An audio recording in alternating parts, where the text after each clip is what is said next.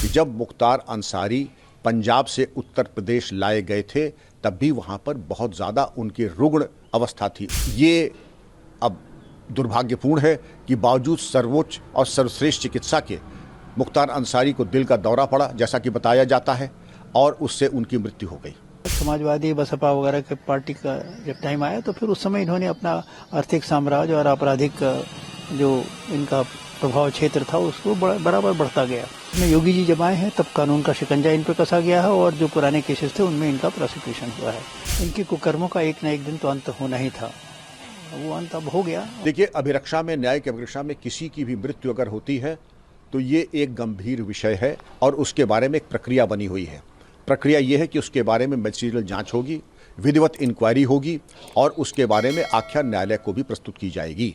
लेकिन मैं आपको बताना चाहूँगा कि जब मुख्तार अंसारी पंजाब से उत्तर प्रदेश लाए गए थे तब भी वहाँ पर बहुत ज़्यादा उनकी रुग्ण अवस्था थी उनकी, और बड़े बड़े अधिवक्ताओं ने माननीय न्यायालय को भी अवगत कराया था कि मुख्तार अंसारी की तबीयत अच्छी नहीं है, बल्कि बहुत ख़राब है और उन्हें निरंतर मेडिकल चिकित्सा की और इंटरवेंशन की ज़रूरत है। उत्तर प्रदेश लाए गए, अच्छे से अच्छी चिकित्सा दी गई और यहाँ जो चिकित्सा टीम थी, बताए जाते हैं उसमें 9 डॉक्टर्स थे, निरंतर उनका मेडिकल ऑब्जर्वेशन में रहते थे, अच्छी से अच्छी चिकित्सा व्यवस्था दी गई।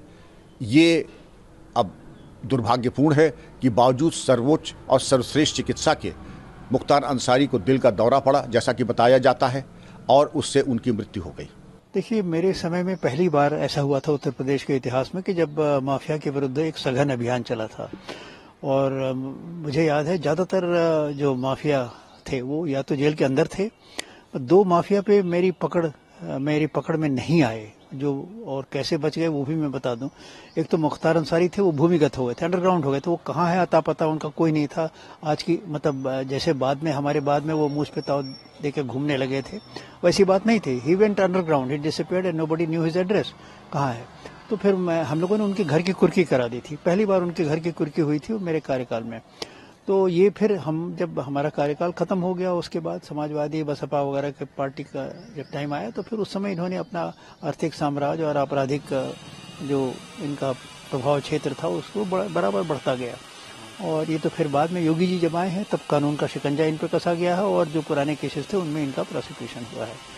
तो ये तो करीब 3 दशकों से मतलब चले आ रहे थे और इनके कुकर्मों का एक न एक दिन तो अंत होना ही था, वो अंत अब हो गया। और ये दूसरे अपराधियों के लिए सबक होना चाहिए कि भाई आपका हर आदमी का आपकी एक लाइफ टाइम है, एक स्पैन है, इतने दिन आप चलेंगे, उसके बाद तो आपको ख़त्म होना ही है और आपका भंडाफोड़ भी होना है।